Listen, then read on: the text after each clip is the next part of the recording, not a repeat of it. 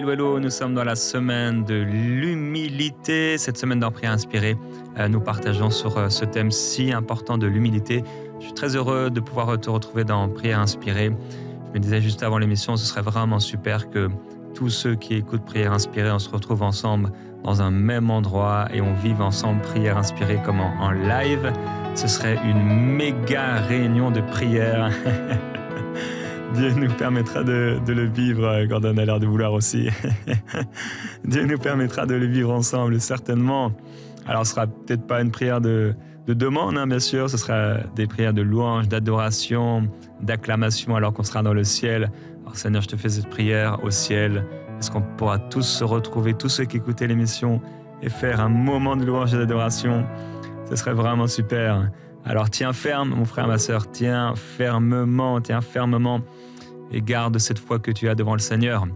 Alors aujourd'hui, on va continuer donc sur ce thème de l'humilité tout à l'heure. Et demain, Michael va partager dans ces deux émissions, ces 2 jours, 10 questions sur l'humilité, le test de l'humilité. Je t'avoue que quand j'entendais les 2 premières questions, ça faisait déjà mal à l'intérieur. Mais c'est pour le bien. C'est pour le bien. Je veux partager avec toi aujourd'hui, alors qu'on est mercredi, sur le livre de Joël. Nous sommes rendus dans le livre de Joël. Et je veux partager donc 2-3 choses avec toi sur le livre de Joël. Alors, le livre de Joël, bien sûr, l'auteur c'est Joël, mais on sait peu de choses sur lui.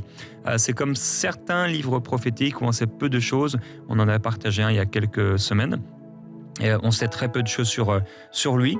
Même la date de l'écriture de ce livre est très incertaine, vraiment très difficile de pouvoir savoir exactement. Et donc le contexte de ce livre, c'est suite à une invasion de sauterelles catastrophique qui a dévasté tout le pays. Ça s'est accompagné d'une sécheresse sévère et ça a créé une famine généralisée. Donc c'est vraiment un enchaînement de catastrophes qui vont arriver. Et donc Joël arrive à ce moment-là et il va nous présenter ce qui va être par la suite souvent cité dans les Écritures, le jour de l'Éternel. Le jour de l'Éternel. Donc il va partager sur ce jour de l'Éternel. Il va annoncer une invasion dévastatrice de sauterelles et on voit cela donc comme un symbole du jugement divin. Donc au tout début, c'est 4 chapitres d'ailleurs, 4 chapitres seulement. Donc le livre de Joël. Alors dans certaines traductions, ça peut être 3. Il y a des versets qui changent, mais c'est 4 chapitres en général. Et donc ça commence dans le premier chapitre avec la description donc, de l'invasion des sauterelles et de ses conséquences avec ce passage connu. Ce qu'a laissé la chenille, la sauterelle l'a dévoré. Ce qu'a laissé la sauterelle, le grillon l'a dévoré. Ce qu'a laissé le grillon, le criquet l'a dévoré. Et donc la situation des laboureurs, des vignerons qui vont se lamenter devant cette situation. Et par la suite, chapitre 2, donc le jour de l'Éternel, avec un appel à la repentance. Deuxième partie du chapitre 2, c'est la promesse, et ce sont les promesses de restauration et d'effusion de l'Esprit, avec, pour terminer, le jugement des nations et également la restauration finale de Juda. Alors pourquoi on pourrait lire ce livre?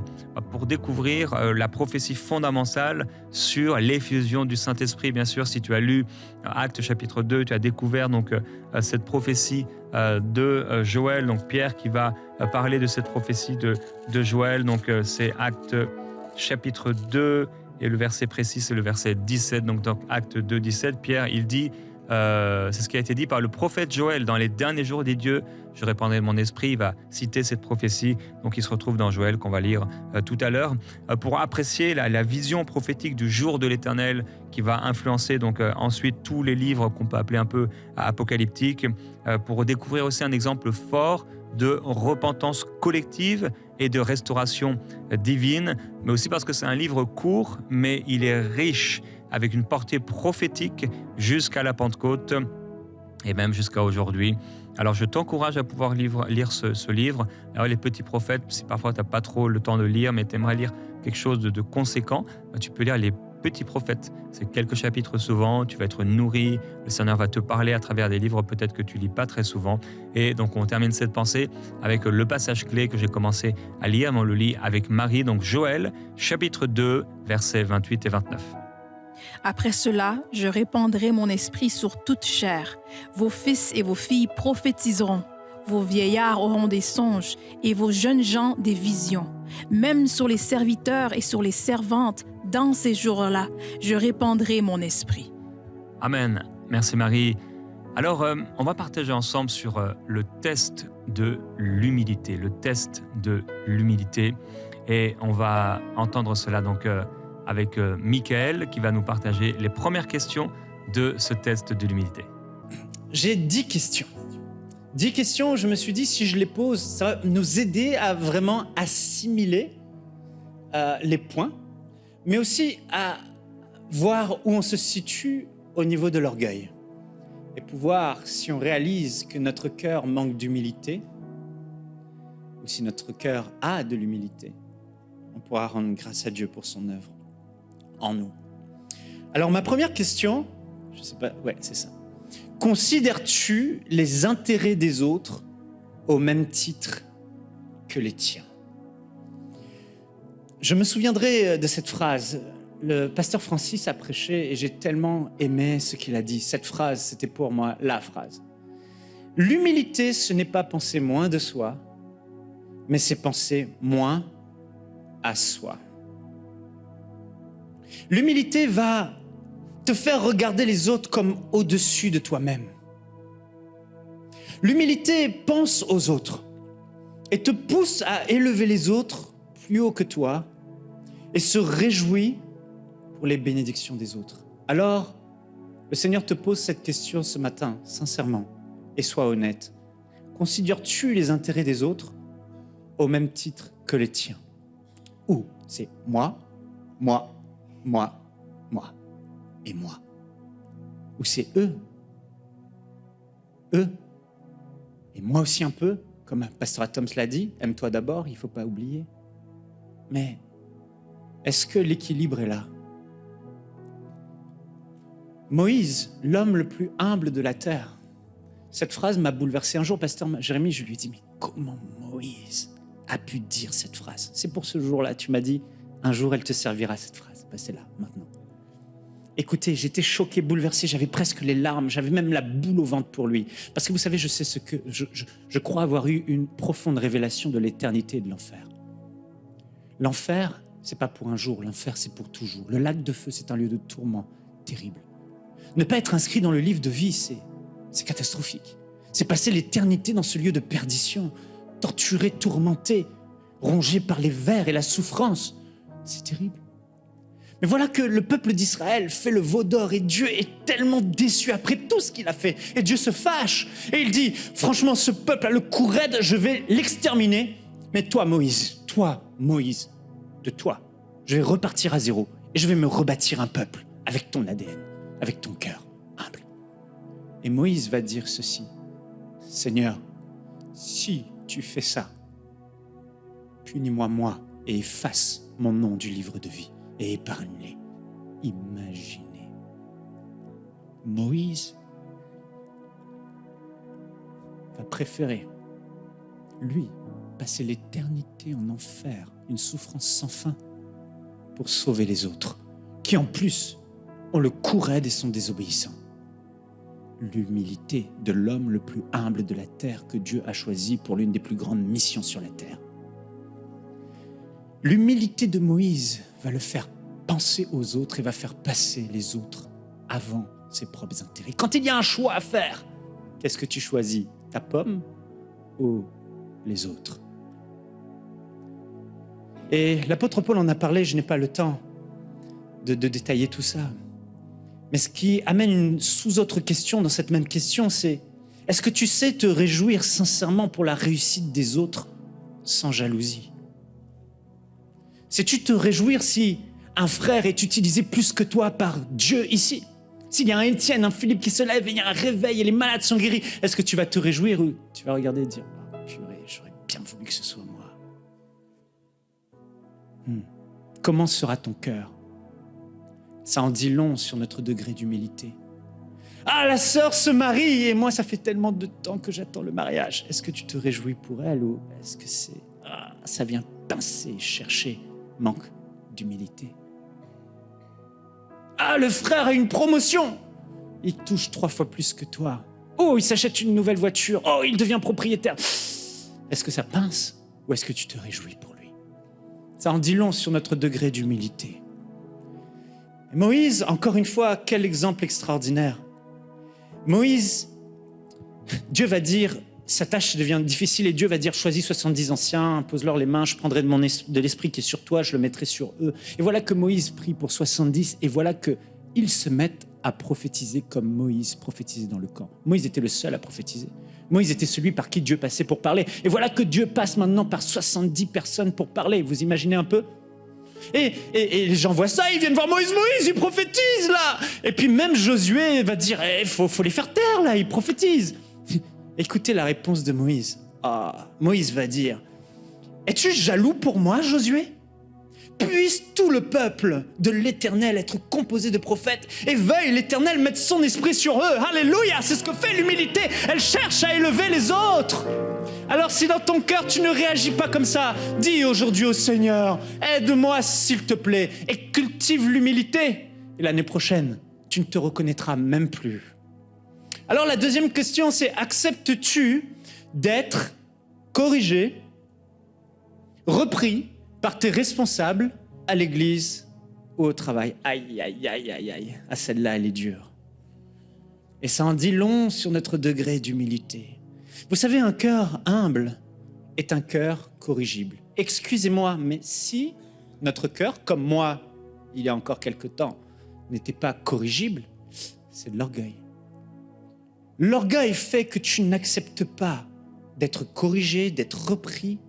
L'orgueil fait que tu ne reconnais pas tes erreurs et tu ne désires pas t'améliorer parce que non, je suis bien, non, c'est toujours les autres, c'est jamais toi. Et on ne peut pas te reprendre, on ne peut pas te corriger quand tu as de l'orgueil. Mais un cœur humble est enseignable. Un cœur orgueilleux prend tout savoir mieux que les autres. Un cœur qui manque d'humilité va au contraire se justifier et refusera d'admettre ses torts. Non mais, regarde, tu as mal fait. Ce que tu fais, c'est pas bien. Non mais, il y a toujours une excuse. Non mais, les justifications. Est-ce que tu te justifies constamment? L'orgueil, une forme d'orgueil. Que l'humilité... Je veux rendre témoignage d'un jeune frère dans l'église. Je ne cite pas son nom, mais... Il est venu me voir pour me dire, pasteur, j'ai tel problème. Quand il m'a dit, j'ai fait ouf, quand même. J'ai dit, est-ce que tu sers à l'église? Il m'a dit, oui, je fais ça, et puis je fais ok. Et puis on en a parlé avec les pasteurs, on s'est dit, on ne peut pas laisser ça, mais on va accompagner le frère, on va l'aimer, on va l'aider à sortir de son problème. Et quand il sera sorti de son problème, s'il a la bonne attitude, il pourra de nouveau servir. J'étais très étonné parce que souvent les jeunes, ils sont rebelles. Ils sont imbus de leur personnalité. Et puis, et le frère a merveilleusement bien réagi. Il a reconnu tout ce qu'on lui a dit, il l'a fait. Il a fait une pause. Les livres qu'on lui a dit de lire, il l'a lu. Les personnes qu'on lui a dit d'aller voir, il est allé voir. L'accompagnement qu'on lui a demandé d'avoir, il a eu l'accompagnement. Il a été exemplaire, humble, à ma grande stupéfaction, et j'ai loué Dieu pour sa vie. Et par la grâce de Dieu, il a été rétabli, libéré, restauré. Et c'est cette attitude que Dieu veut qu'on ait. 1 Pierre 5,5 dit, de même vous qui êtes jeunes, soumettez-vous aux anciens. Et vous, soumettant les uns aux autres, revêtez-vous d'humilité, car Dieu s'oppose aux orgueilleux, mais il fait grâce aux humbles. Soumettez-vous aux anciens dans l'Église, soumettez-vous à vos responsables spirituels, soumettez-vous aussi, pas qu'à vos responsables spirituels, à vos frères et sœurs qui ont du discernement aussi et qui, ensemble, vous dites « Non, là, ce que tu fais, c'est pas bien ». Humblement, reconnais que la vie du groupe est certainement meilleure que le tien. Je bénis Dieu pour mon board. Je n'ai pas voulu à EMCI être celui qui dit un mot et tout le monde obéit au doigt et à la lettre. J'ai voulu constituer un board constitué de 3 couples. Et ce board, je me suis moi-même mis légalement sous ce board. Si le board ne veut pas que j'aille quelque part, et c'est déjà arrivé, alors que j'avais vraiment envie d'y aller, c'est moi qui ai créé ce board et c'est ce board qui m'empêche d'aller là où je veux aller. Mais ça apprend l'humilité. Ça nous façonne dans l'humilité. Ça nous garde dans l'humilité. Et c'est ce qui se passait dans la Bible. Tous d'un commun accord reconnaissaient. Et ils se soumettaient les uns aux autres. Et rares sont ceux qui aujourd'hui acceptent d'être corrigés, d'être repris, d'être enseignés. Alors que Dieu développe, si c'est votre cas, cet état d'esprit. D'autres, contrairement à ce jeune, auraient quitté l'Église, auraient cherché ailleurs, auraient continué dans son péché, mais il a choisi la soumission à Dieu, il a choisi la bonne voie, il a choisi la voie de l'humilité, et Dieu l'a restauré. Amen. Est-ce qu'on peut acclamer Dieu pour ses frères et ses sœurs qui, malgré les temps actuels de rébellion dans le monde, continuent à garder le cœur du royaume de Dieu, le cœur de Jésus, et acceptent la discipline dans l'Église. La troisième question, comment réagis-tu lorsqu'un de tes responsables te dit non? Tant que tout va bien, la personne, tu as l'impression qu'elle est humble.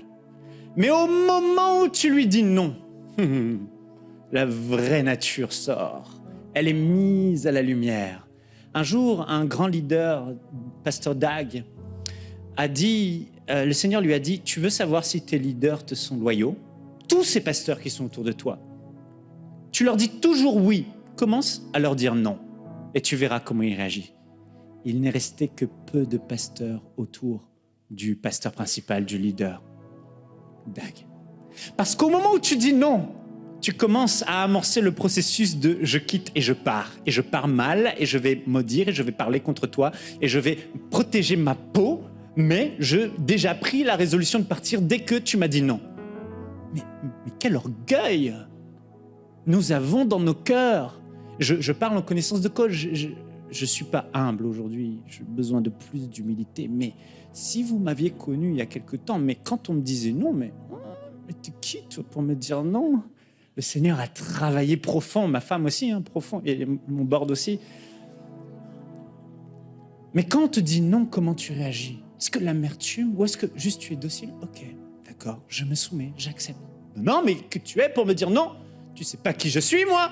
Tu sais pas ce que j'aime, moi? Non, me dis pas non. Non, c'est pas comme ça. Ça marche pas comme ça dans le royaume de Dieu. Le royaume de Dieu, même quand c'est injuste, on apprend à se soumettre docilement, comme Jésus. John Bever, il a appris la soumission aussi à la dure. Oh, j'aime son enseignement, je vous encourage à l'écouter si vous le trouvez. C'est la soumission aux autorités. Il s'occupait à l'époque, avant d'être le ministre qu'il est aujourd'hui, il était pasteur de jeunesse dans l'église de Bénin. Il a dit, moi je m'occupais des enfants de Bénin toute la journée, j'étais leur nounou, j'amenais les enfants à la piscine, il y avait toutes les mamans qui étaient là avec leur bébé, moi j'étais le seul papa, le seul garçon qui s'occupait des enfants d'un autre. Youpi, allez, saute dans l'eau. Il raconte tout ça. Et puis il a servi Bénin toute sa vie, tout son cœur. Et puis voilà qu'à un moment donné, il y a un réveil dans une église au Canada qui fait des booms chrétiennes. Ils organisent des booms chrétiennes et puis les jeunes sont sauvés par centaines, par milliers. Il y a un grand réveil. Et puis il lui dit, nous aussi on va faire des booms chrétiennes d'évangélisation. Le concept, c'est je forme des jeunes et puis ils ouvrent leur maison, ils invitent d'autres jeunes, on met de la musique, en plein milieu on coupe la musique et on témoigne de Jésus-Christ. Et les gens sont convaincus de péché. Oh, il était sûr, il a travaillé fort pendant des mois et des mois à former, tout. Et puis, au moment où il veut lancer ça, pasteur Bénin arrive et puis il dit non, on fait pas ce projet, c'est pas de Dieu. It's not from God. Ah, il était dégoûté. Il a commencé à aller chez les uns et les autres. Oh, le pasteur Bénin a dit ça. Il a commencé à colporter des commérages, à médire contre l'homme de Dieu, le pasteur. Et il a commencé à parler. Il n'était pas d'accord. Après tout ce que j'ai fait, après tous les services. Mais le Seigneur l'a repris. Il lui a dit, John, tu as tort. Et il lui a donné un verset. Il lui a dit, ce que je veux, c'est que tu te soumettes. Et que tu te soumettes docilement, en étant d'accord. Pas avec de la rébellion dans le cœur, pas avec de l'amertume, pas en ayant le cœur aigri. Alors, la question qu'on se pose, comment réagis-tu quand tes responsables à l'église ou au travail te disent non? Est-ce que c'est le début de la fin? Ou est-ce que tu te soumets tout simplement et tu passes à autre chose? Alléluia. Voilà, 3 questions et c'est quelque chose, 3 questions, il y en a encore 7. On verra demain. Alors, bon, Michael a dit qu'il n'est pas humble, mais je peux témoigner de son humilité. Vraiment très grande, très, très grande humilité. J'aimerais qu'on puisse prier par rapport à ce qu'on a entendu. Alors, voilà, est-ce que tu gères bien les noms? C'est difficile pour toi quand on te dit de faire quelque chose que tu ne veux pas. Que tu puisses maintenant présenter ton cœur au Seigneur avec ce test et ces premières questions qui te sont posées. Est-ce que tu penses à toi avant de penser aux autres? Seigneur, pendant cette semaine, tu fais un travail dans nos cœurs. C'est pas forcément spectaculaire. Il n'y a pas beaucoup de bruit, mais tu fais un travail profond dans nos cœurs. Et je veux prier pour encore aujourd'hui mon frère, ma sœur, pour ce travail surnaturel dans son cœur. Seigneur, on veut s'humilier, on veut s'abaisser. On veut être toujours plus simple. La simplicité du Christ dans ce monde où c'est devenu, et même l'Église est devenue tellement parfois compliquée, tellement superficielle parfois.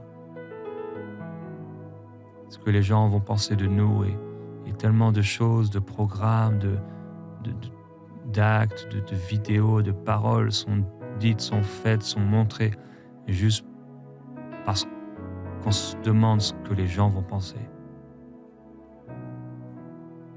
Père, je prie que dans cette génération où tout est une question de grandeur, de paraître, d'être quelqu'un dans ce monde, je prie, Seigneur, que tu fasses un travail profond en nous. Que l'Esprit de Dieu nous interpelle quand il y a des choses qu'on fait et qui ne sont pas dignes d'un enfant de Dieu, d'un disciple de Jésus-Christ. J'aimerais que tu puisses, là où tu es, commencer à demander au Saint-Esprit d'ouvrir tes yeux et peut-être il va te montrer quelque chose. Il va te montrer une image, un événement qui s'est passé il y a pas longtemps et il est en train de te rappeler quelque chose. Il est en train de faire remonter dans ton cœur quelque chose.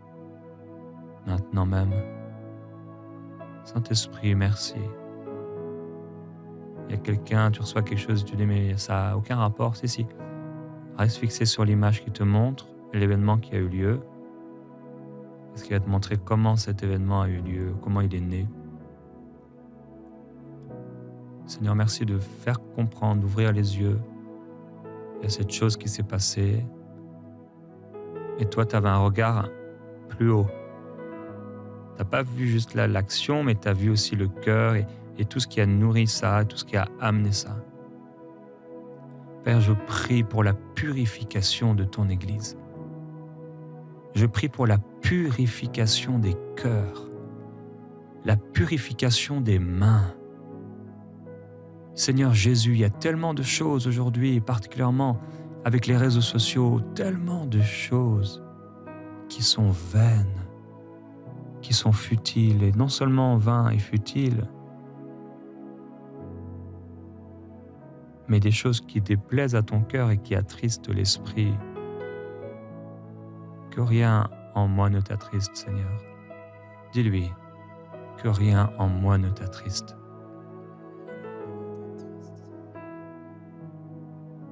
Aucune parole, aucune action, aucune intention même. Purifie-moi, Seigneur.